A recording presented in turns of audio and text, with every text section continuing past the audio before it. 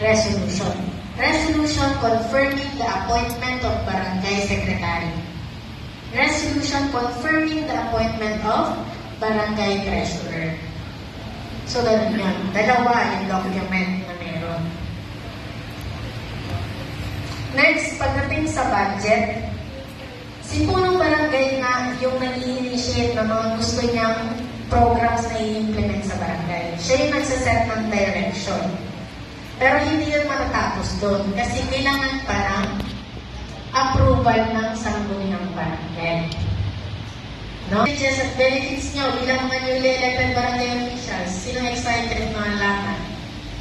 Excited o baka ma-disappoint kayo? Ayan. So, monthly honorarium. Siyempre, you are entitled to receive a monthly honorarium out of the 55% of your general fund.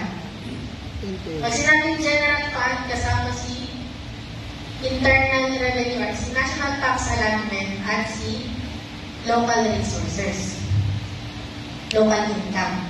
So, 55% to mapupunta sa pasahod. No?